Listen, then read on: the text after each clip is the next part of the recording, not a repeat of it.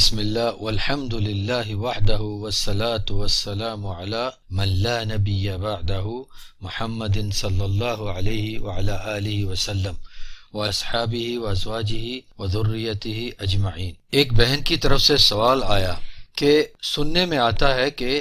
سورج گرہن یا چاند گرہن کے وقت، جس وقت سورج یا چاند کو گرہن لگا ہو، اس وقت میں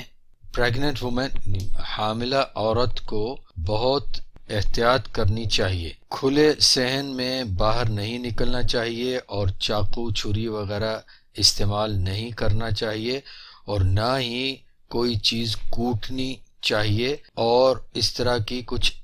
دیگر دوسری باتیں سننے میں آتی ہیں۔ یہ کہاں تک صحیح ہے؟ میں نے جواب میں اپنے ایک مضمون سورج گرہن اور چاند گرہن کی نماز میں سے کچھ معلومات اس بہن کو ارسال کی، جن میں یہ حدیث شریف ہے کہ مغیرہ بن شعبہ رضی اللہ عنہ کا کہنا ہے کہ رسول اللہ صلی اللہ علیہ وسلم کے زمانہ میں جب ان کے بیٹے ابراہیم فوت ہوئے تو سورج گرہن لگا، تو رسول اللہ صلی اللہ علیہ وسلم نے ارشاد فرمایا، ان الشمس والقمر آیتان من آیات اللہ لا ينکسفان لموت احد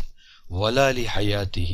فاذا رأیتموہما فادعوا اللہ وصلوا حتی ینکشف۔ بے شک سورج اور چاند اللہ کی نشانیوں میں سے دو نشانیاں ہیں، کسی کی موت یا زندگی کی وجہ سے انہیں گرہن نہیں لگتا، لہذا جب تم لوگ انہیں گرہن لگا ہوا دیکھو تو اللہ سے بخشش اور رحم کی دعا کرو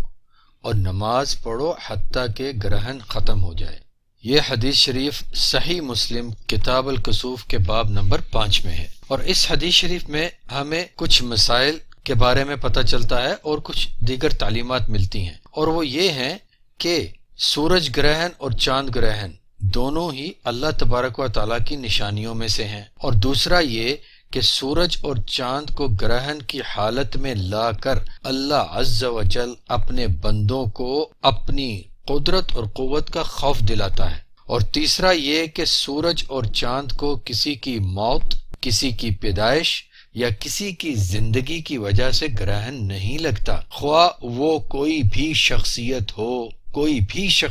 ہو، اور چوتھا یہ کہ سورج گرہن کسی کی زندگی یا موت، کسی پیدا شدہ انسان یا پیدا ہونے والے جنین پر کسی بھی طور کوئی بھی اثر نہیں رکھتے۔ مزید تفصیل کے لیے آپ میرے مضمون کسوف اور خسوف کی نماز یعنی سورج گرہن اور چاند گرہن کی